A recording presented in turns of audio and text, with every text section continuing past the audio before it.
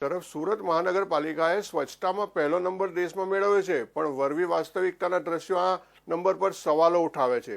પુણા ગામમાં આવેલા ચામુંડા કૃપા સોસાયટીમાં ગટરનું ગંદુ પાણી રોડ પર વહેતા સ્થાનિકો અને રાહદારીઓ પરેશાન થઈ ઉઠ્યા છે.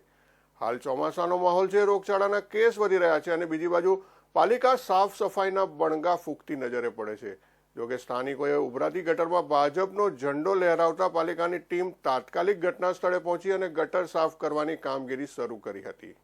સુરત મહાનગરપાલિકા શહેરમાં સ્વચ્છતા જાળવતી હોવાનો દેખાડો કરી રહી હોવાનું લાગી રહ્યું છે, કેમ કે આ દ્રશ્યો પરથી તમે અનુમાન લગાવી શકો છો. જો મહાનગરપાલિકાની ટીમ રસ્તાઓ, ગટરો અને જાળી ઝાખરાની સફાઈ કરે છે તો આ ગટરોની હાલત આવી કેમ? ટીવી સ્ક્રીન પરના દ્રશ્યોમાં તમે જોઈ શકો છો કે ગટરનું ગંદુ પાણી રોડ પર વહી રહ્યું છે અને આ એક દિવસનું નથી, પરંતુ છેલ્લા 6 દિવસથી રોજે રોજ ગટર ઉભરાય છે. પુણા ગામ વિસ્તારમાં આવેલ ચામુંડા કૃપા સોસાયટીમાં ગટરો ઉભરાઈ છે અને ઉભરાતી ગટરોમાંથી નીકળતા ગંદા પાણી સંતોષી કૃપા સોસાયટીમાં આવી રહ્યા છે. હાલમાં ગટરના ગંદા પાણીમાંથી પસાર થવા સ્થાનિકો મજબૂર થયા છે. અનેક વખત સુરત મહાનગરપાલિકાને ફોન કર્યા, ઓનલાઈન કમ્પ્લેનો લખાવી અને રૂબરૂ રજૂઆતો કરી, પરંતુ કોઈ ફરક્યું નથી. આપણે જાણીએ છીએ કે હાલમાં ચોમાસાની સિઝન ચાલી રહી છે. વરસાદી પાણી ભરાવાના કારણે રોગચાળાનો પણ ભય રહેલો છે. ત્યારે સુરત મહાનગરપાલિકા ઘરના ટેરેસ અને આજુબાજુમાં વરસાદી પાણી ભરાય તો દંડ ફટકારે છે. તો હવે આ ગટરો ઉભરાય છે તો દંડ કોને ફટકારવાનો તેવો કટાક્ષ લોકો કરી રહ્યા છે.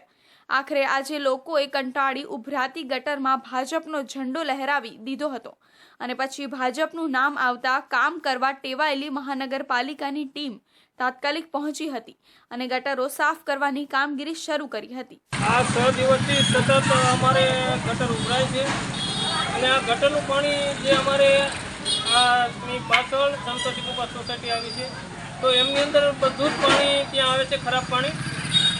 અને જરા તરા પણ જો અમારા ધાબા ઉપર પાણીની ટાંકીને હોય છે, જરા પણ લીકેજ હોય તો તરત આવી અને 500 રૂપિયા, 1000 રૂપિયા એવા મસ્ત મોટા દંડ ફટકારી જતા હોય છે.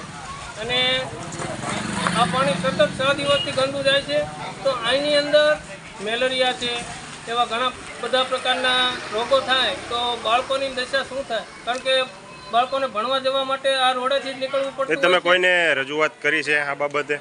હા, એસએમસીમાં 5 થી 6 વાર કમ્પ્લેન કરેલ છે, પણ કોઈ આવતું નથી. વચમાં શનિ રવિ આવી જાય છે અને શનિ રવિ આવે તો આ લોકોને શનિ રવિ હોય તો મરી જાય તો મરી જવા દેવાના. આ મામલે ત્યાંના સ્થાનિક મહિલાએ જણાવ્યું હતું કે છેલ્લા 6 દિવસથી આ સમસ્યા છે, કોઈ ધ્યાન આપતું નથી. અમે અનેક વખત કમ્પ્લેન કરી, પરંતુ કોઈ સાંભળતું નથી. આ ગટરમાં ગંદા પાણીના કારણે અમારે અમારા છોકરાઓને સ્કૂલે મૂકવા જવામાં પણ હાલાકી પડી રહી છે. 6 દિવસથી આ ગટરનું પાણી આમ જ વહી રહ્યું છે અને હવે તો ઘરના આંગણા સુધી આ દુર્ગંધ મારતું પાણી આવી રહ્યું છે. અમારા છોકરાઓને જો કોઈ પણ જાતની બીમારી થાય તો જવાબદાર કોણ? સુરત મહાનગરપાલિકા સ્વચ્છતાના નામે બણગા ફૂંકી રહી છે અને આ દ્રશ્યો હકીકત દર્શાવે છે. જોકે હાલ તો મહાનગરપાલિકાની ટીમના સફાઈ કર્મચારીઓ ઘટના સ્થળે પહોંચ્યા છે અને તાત્કાલિક ગટરો સાફ કરવાની કામગીરી શરૂ કરી છે.